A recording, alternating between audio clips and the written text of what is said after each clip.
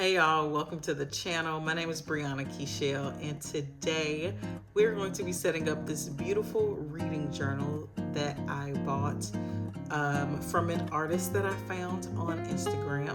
I'm gonna put her name on the screen. Y'all, this journal is so pretty. I did post a short video about it because it was just so stunning. It is a hardcover 160 GSM dot grid journal. She does sell completed reading journals as well in this pretty pink as well as a stunning blue color. Now, I bought this journal. This is not advertisement, like I'm not getting paid to say this, but y'all look at how beautiful this journal is. I'm actually going to use some of the paper that came in the shipping, this pretty pink wrapping paper material that came in the shipping, and I just wanted to throw that in there because it matches the journal perfectly. Now I am going to be using some paper from a paper pack that I got from Michael's. Most of my supplies are going to be from an old book that I don't read anymore. I'm going to be using some text from online that I found. It's like a purple text with white font on it. Here it is right here. I just printed this off and I'm going to use it as some of my background elements, as well as that book paper I was telling you about. Of course, I am also going to be using some glue, some markers, and this beautiful thick washi tape that also has text on it. So the whole theme of this journal, I wanted to keep it pink and purple. For some reason, purple just makes sense in bullet journals and in reading journals for me. I think because my last journal was purple, I wanted to keep that same theme. So I also wanted to match the current journal as well. So we have pinks and purples, but also I love the aesthetic of text. Obviously this is a reading journal, so it makes sense. No need to explain too much. But I'm going to be using this page right here as a background for a quote. Now I got this picture also off of Pinterest, and I'm just going to be using a lot of different washi tapes. I have some grid washi tape in white and black. I also have some in purple and white that I'll be using. Just any washi tape that I could find that was either purple, pink, or white, I'm going to be using it. So I'm layering that washi tape. I have 4 different ones that I'm going to be using throughout the entirety of this setup. I am also going to be using some of those stamps that you see up there in the corner. I am going to be using various pictures that I found on Pinterest as well that I'm going to cut out and glue down, just like these circles that you see down here in the bottom left-hand corner. Right now, I am just going to fill in and color in this beautiful picture. I thought about leaving it just like it was, but to me, it was a little too stark of a contrast because everything on this page is either pink, purple, or off-white cream, and I just did not want this to stand out in that way. So I'm just going to use the colors that I picked for this setup to fill in the books, as well as like the pages that you can see peeking out from underneath the cover. And now I'm just going to fill in our lovely woman right here. Now I wish that I would have taken my time to find some more markers. Some of the shading that I did not quite match the vibe that I had in my head, but that's okay. We're just going to rock with it. I am going to include some gold elements like her hoop earring. I'm also going to color in her necklace with some of that gold as well. Well, actually with a lot of that gold, as well as some more purple from these markers. Now I'm using a combination of Crayola super tip markers as well as some of the, what are they called? I'm not sure why, I just completely forgot the name, but these are Tombow dual brush pens that I am using. I'm also using some of these metallic markers, the gold as well as the white gel pen that I'll be using a little bit later on. Both of those are from online. I believe I bought them from Amazon, and I do not know the company name, but they came in a box of 3. All 3 of those markers that you see at the bottom of my screen. Lovely. Absolutely love those. Right now I'm also going to use the Tombow hard tip to write in this quote, and this is a quote from James Baldwin, and I wanted something that embodied the reading journal, obviously, but I also wanted something about reading. This quote says, "You think your pain and your heartbreak are unprecedented in the history of the world, but then you read." I mean, snaps for that. Okay, so I have not read the book that this is from, and I'm also not certain if he said this in an interview, or if this is from a book. I did look it up and made sure that it was him, but I'm not quite sure exactly where it comes from. I will put it on the screen as soon as I figure it out. But now I just want to read more. I have not read anything from James Baldwin yet, but this quote did make me want to pick something up from him immediately, because I think that is so true. You might get to a point where you're thinking, I know I'm not alone, but it kind of feels like it. It kind of feels like I'm the only one going through this specific thing right here. And then you pick up a book and you read, and that's so not true. Whether it's fiction, nonfiction, is just reading makes you feel as if you're not alone, because you're not. And then it also just gives you an escape. It gives you things to think about. Comfort is discomfort even sometimes, but I just really, truly, I let that quote sit with me, and I was like, okay, yeah, this has to be the quote I have in my journal. So now we're going to move on to the title page, which is just 2026 Reading Journal. I'm going to add a little bit of the white gel pen to make that font pop a little bit, and then we are going to be done with that page.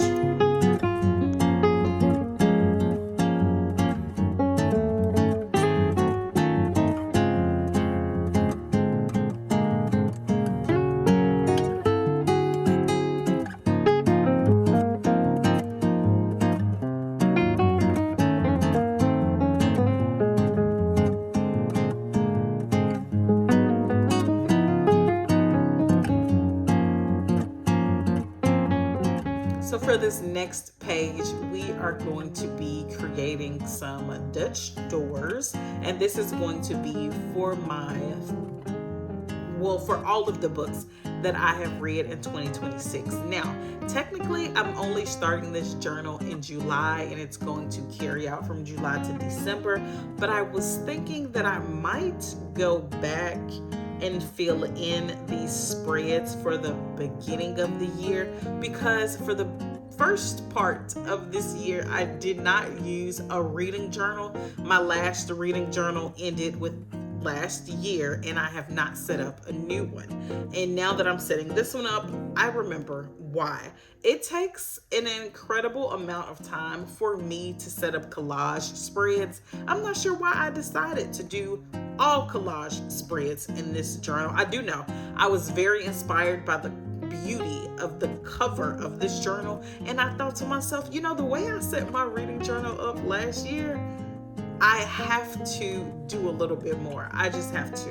And that is how we got in this predicament of me setting up these collages. Now, of course, obviously, with editing, it does not come across as I set them up, or it does not come across as if it took as long as it did. But I did record this journal over a course of about 4 days. So I apologize if my background is changing or things just are changing, but I tried to keep them as uniform as possible. However, like I said, it took a long time. Every single session was probably about an hour and a half to set things up, and that's only because I get in my own way. My indecisiveness, my pickiness on how I want to tear a page and what I want it to cover up, what I don't want it to cover up, what pieces or what elements I want to put on the collage. All of those things get into my mind, and then I'm thinking, is this cohesive? Does it look enough like the last page without looking exactly like something I already did? Have I used all of the elements that I said I wanted to? Do the colors match? I could go on and on and on, but with that being said, I truly tried to make sure that not only was this spread cohesive, but it really was going to be usable. So this spread, like I said, is going to be for all of the books from the year of 2026, and this is a spread that I took the idea from my last reading journal, and it is very simple. These pages that you see me decorating are the front and the back end of this little booklet that I have kind of created in the middle, and the first part is just the introduction, telling you what it is. This back page is going to be from my absolute favorite book of the entire year, and all of the pages in between I am just going to print out a small picture of my books, and I'm just going to put them one by one into these pages. Now, last time I did leave these pages blank, and that just was not acceptable for this journal, okay? This journal does not have blank pages, not in the setup. So I went ahead and did a little bit of some grid work here, and I alternated between pink and purple, and that is how these pages turned out. So cute. I'm very happy with how they turned out. And now we're going to move on to our next spread, which is going to be where I'm going to keep my ratings for the year. For this next page, I wanted to do the opposite of my previous spreads, where I follow the edge of the journal and the ripped pieces of the paper and the tape go inwards. This time I wanted to do the opposite. I wanted to use the edge of my paper and my washi tape to create a rectangle in the middle, and use the ripped edges to go outwards into the negative space. So again, that took a little bit of maneuvering, but I really like how this one came out. I am going to use this again in some future spreads, but I like how it looks like a picture frame to me. So once I have this all set up, I am going to use this, like I said, for my ratings. Just a breakdown of my system, which is quite simple. I, like a lot of people, rate my books on a 5-star system, and it's pretty straightforward. I am one of those people who will also give a book a 0.25, a 0.5, or a 0.75 rating, because that's how my brain works. I love to do that because sometimes 0.5 just does not capture the essence of a book, and sometimes a whole star just is not good enough or is too high. So I definitely utilize those, but I did not feel the need to write those down in my journal, because to me, my head, in my mind, they're self-explanatory. So I only wrote down the whole star rating system. So over here on the left-hand side, I am going to write the word ratings using that Tombow in a dark purple color. And I'm also going to write it pretty big. Now, this is one of those things where it takes me a while to figure out my spacing, and it took way too long, but I love how this turned out because the word filled the space, and then I was able to flip that brush pen over to the fine point tip and write the word system down there at the bottom. Now on the right hand side is where I'm going to itemize my list. I'm not sure if that's the right word, but I'm going to lay out my star ratings and what they mean. And just like a lot of people, I don't want to say everybody, but just like a lot of people or most people, one for me is like, I should have DNF'd it. I did not like it. It might also be problematic. And a 5 is I absolutely loved it and I can't stop thinking about it. And everything in between. 2 was like, I actually didn't like it. I'm not mad that I didn't DNF it, but I didn't like it. A 3 is I liked it. We're going towards recommendations here. That's what a 3-star is. A 4-star is I am absolutely going to tell people about it. I did really, really like it, but maybe something was off, and that's why I'm not claiming to have loved it as much as a 5-star. And that's basically my rating system. Now down at the bottom I did write, does it even matter? Because I'm on the verge of not rating my books at all. I'm not sure if you guys feel like this, but we all know that ratings are subjective, right? Between 2 different people talking about the same book, that is very common for us to acknowledge that ratings are subjective. But even for myself, I find that if I rate a book, let's say I rate a book a 3.5 star, and then some time goes by and I'm thinking to myself, I am still thinking about that book. And of course, a reading journal is to keep my notes and my thoughts so I can remember why I gave it a 3.5 star. But sometimes the feelings just hit different after you've let the book linger and ruminate in the back of your mind. So sometimes I think to myself, okay, maybe that rating is not actually a good representation of how I feel about the book. So even though ratings are subjective between people, I also find myself like, okay, that was a subjective rating depending on what I was going through at that point in time, how that book affected me, what my style is now and what I like to consume now, or if I'm just like horrified by some of the reading choices that I've had over the past years. So that's why in my mind I'm thinking maybe I should stop rating some books.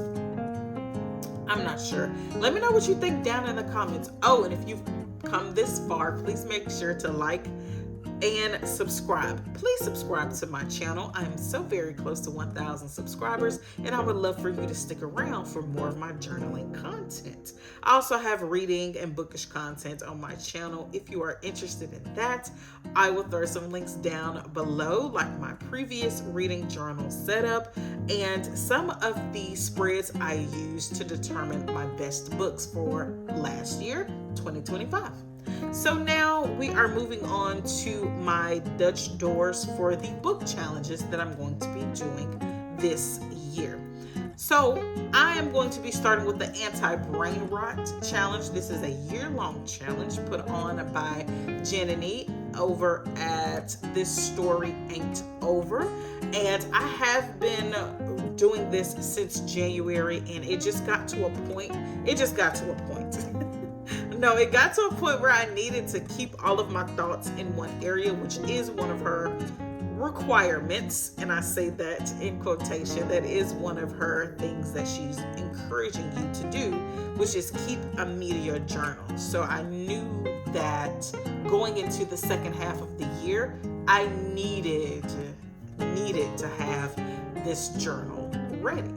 So I am putting a tracker on the left-hand side. These are going to be some mini calendars because the first thing that she mentions is that we should be reading 45 minutes per day and also annotating, which I read a lot of library books, so this journal is going to come in handy with that as well. I'm going to fill out all of these mini calendars by hand. I love how these mini calendars look. I will sacrifice the time every single time to write mini calendars into my journal any chance I get. And then I'm just going to use some stamps to stamp on the letters for the months. Now I'm going to write the title of each prompt for these trackers. So like I said, this first tracker is a daily tracker for reading 45 minutes every single day. This second tracker is for reading one article every single month. She does have an advanced mode where you can read one article a week. I'm not there yet because I have been falling short of reading the articles. I think I only read an article in February, and that was about the one topic that I wanted to research for the entire year, which I have spoken about extensively on my channel. The next 4 boxes is for the tracker to track if I have read at least one of the following. It is a play, a short story collection, or anthology, a graphic novel, and a translated book. All of those, she is saying that we should read at least one of those. Now, this next part is where it's going to get very specific. So she has also broken down the genres and author representation, or just representation in general. So for this next part, she is listed out the genres as being literary fiction, historical fiction, fantasy, science fiction, horror, romance, or thriller.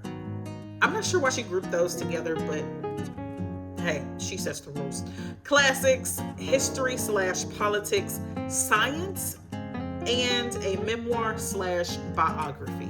And then on the page, which is going to be hidden by that pop-up flap with the title of the challenge on it, behind that she has 9 different categories, and it says to read at least one book from each of these, which is a book with queer or LGBTQIA+ main character, disability rep, a book with an author that is not from North America, a book by a living Black author, a book by an Indigenous, Native American, Australian author, a book by a Swana author, which is Southwest Asia, North Africa.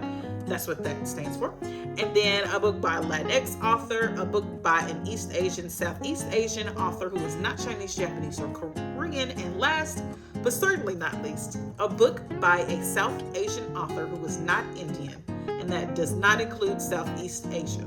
Please see above. So I have all of these in my Canva templates. I have some media visuals that I want to use for various videos, but I wanted all of that to be in one spot with all of my other challenges. So that is the anti-brain rot challenge, and that is just the things that I can track. She also has things over here like, obviously, like I said, keep a media journal. She also has critical engagement as one of the brackets of the challenge, which also includes your personal curriculum, do a buddy read, and also join a book club. So I would highly encourage you to go look into that challenge if you are someone who is constantly looking for new ideas and new ways to consume content and books. Now this next one is going to be for Buzzword Challenge, which is by Books and Lala. So for the Buzzword Challenge, she has one part that is all about the book covers, like find book covers with an accessory on them, find book covers with a metallic element, find book covers that also have wings or damage on the cover, things like that. And then she has the Buzzword title challenge, where she has you find things in the actual title, like before or after, or ordinal numbers, or keyboard keys. Hers, Books and Lala, just has some of the most fun, quirky, out of the box elements that you wouldn't necessarily think of. So I chose to put that in here as well. And I'm excited to see what all of those look like when I print out the covers and put them there. But like I said, I did want to write the prompts for every single book. I also left a space with those little brackets for every book that I plan to print out as well. And if I don't hit the challenge, that's fine. I'm just going to leave it blank.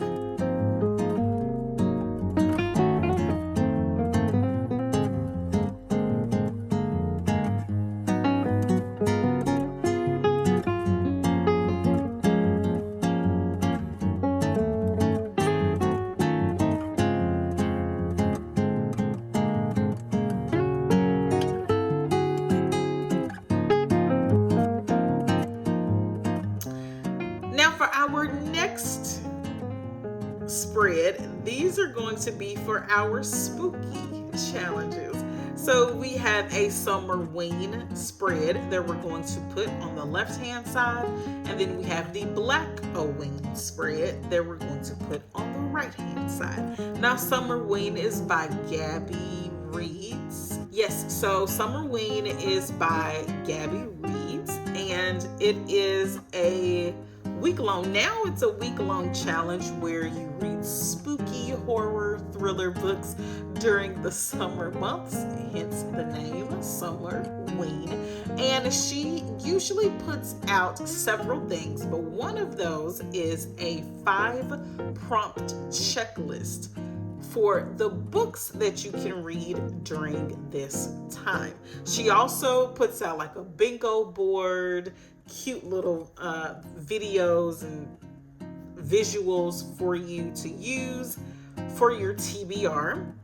And one of the things that I'm going to put, or the only thing I'm going to put in this spread, is the checklist, which I'm going to put down at the bottom on that brown lined paper. So the 5 prompts for Summerween this year are: number 1, to read a book in the dark; number 2, read a thriller or a horror book; number 3, read a new to you author, which is an author you've never read from before; number 4, read a book with pink on the cover; and number 5, read a book with less than 250 pages.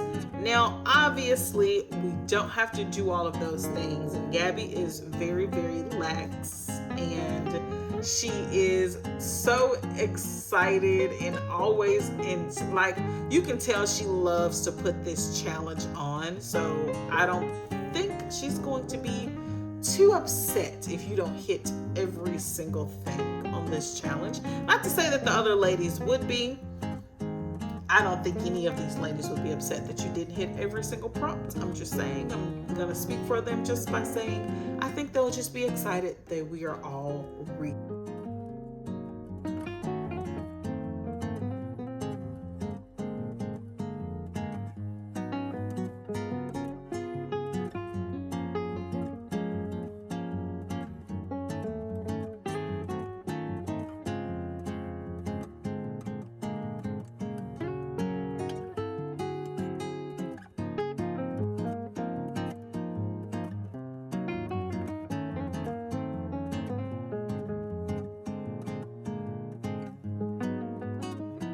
Now, I'm going to try to stamp in the word prompts, and I messed up immediately. So I'm just going to use a piece of that book paper, and I messed up again. So I wanted to make sure, I kept telling myself, like, don't forget there are 2 P's in the word prompt. So I put the P right after the O the first time. And then the second time I covered it up and I went to stamp the letter O, and it wasn't dark enough.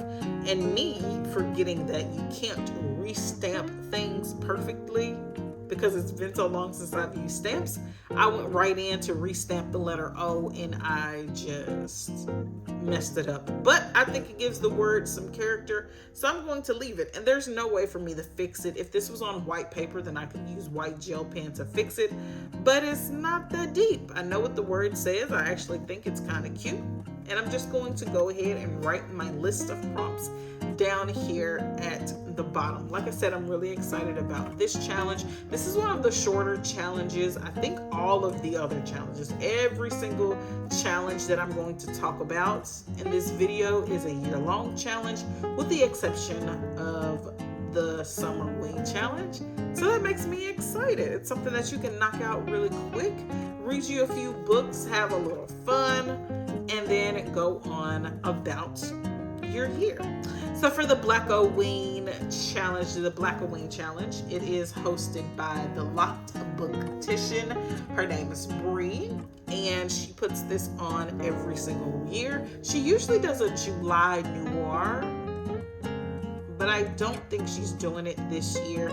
I know that she has been quite vocal about the booktube community and the participation in Blackoween and July Noir. So I don't think she's doing it this year, although I hope she is. So Bree, if you're watching this, I will be tuning in and I will be participating if you're doing it. If not, I'm just going to be doing the year-long challenge, and hers is pretty much the same, where she is giving us prompts to find either in the title or on the cover. She kind of mixes hers all together. Some of the prompts that she has included are a family member in the title, a destination theme, a pronoun in the title, or profession in the title. She has some really unique ideas as well, and I love that she has put them all together in one. So some of the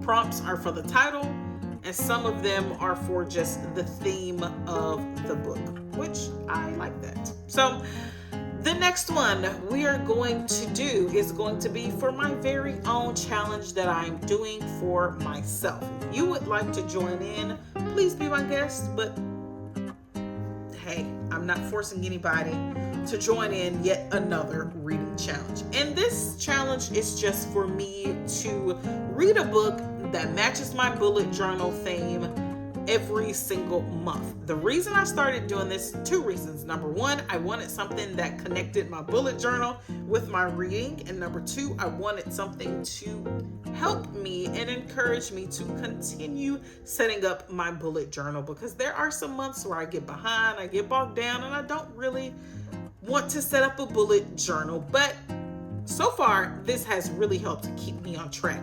Now, again, I'm starting this journal. Obviously, I'm going to be using it for the second part of the year, but I'm going to set up for all 12 months.